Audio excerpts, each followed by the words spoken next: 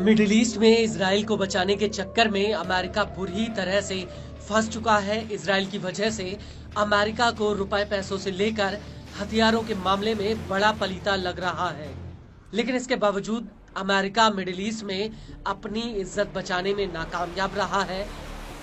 और सबसे बड़ी बात यह है कि मिडिल ईस्ट की जंग ने अमेरिका के तमाम बाहुबली कहे जाने वाले हथियारों की कलई खोलकर रख दी है और इसका सबसे ज्यादा क्रेडिट यमन के हूती को जाता है।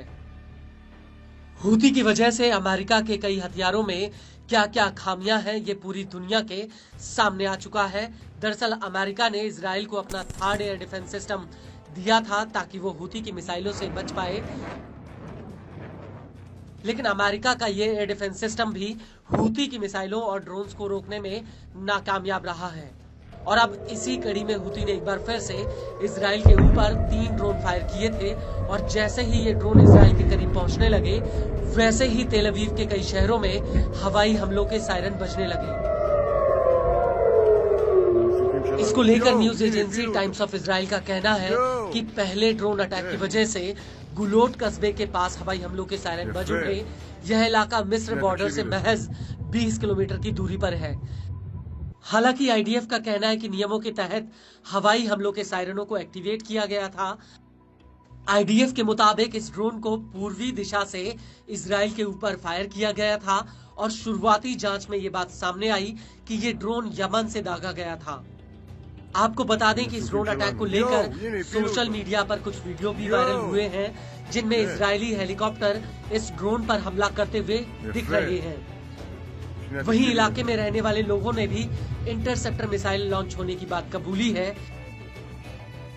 इसके अलावा इस ड्रोन की एक फोटो भी सामने आई है जिसमें ये एक खुले मैदान में क्रैश होता हुआ दिख रहा है। इस सब के बीच आपको ये भी बता दें कि आईडीएफ का दावा है कि उसने हूती के तीनों ड्रोन्स को इंटरसेप्ट कर लिया था। हालांकि आईडीएफ का कहना है कि पहले ड्रोन हमले के बाद इजरायली एयरफोर्स ने हूती के दूसरे ड्रोन को भूमध्य सागर के ऊपर ही इंटरसेप्ट कर लिया था, जिसकी वजह से हवाई हमलों के कोई सायरन नहीं बजे। लेकिन इसके करीब आधे घंटे बाद यमन से एक तीसरा ड्रोन फायर किया गया था और आईडीएफ ने इस ड्रोन को भी भूमध्य सागर के ऊपर इंटरसेप्ट करने का दावा किया है। आईडीएफ ने खुद इस ड्रोन को गिराने का एक वीडियो रिलीज किया है जिसमें एक ड्रोन आगे की तरफ बढ़ रहा है और तभी उसके ऊपर एक मिसाइल आकर गिरती है और ड्रोन फट जाता है। इस सब के बीच आपको ये भी बता दें कि हूती ने अपने हालिया हमलों में मिस्र के जरिए कई ड्रोन फायर किए हैं जो लंबे रूट को पार करते हुए इजराइल तक पहुंचे हैं। हालांकि आईडीएफ का कहना है कि उसने हूती के 100 से ज्यादा ड्रोन्स को इंटरसेप्ट किया। इजराइल का ये भी कहना है कि हूती ने इजराइल के ऊपर 320 से ज्यादा ड्रोन अटैक किए हैं।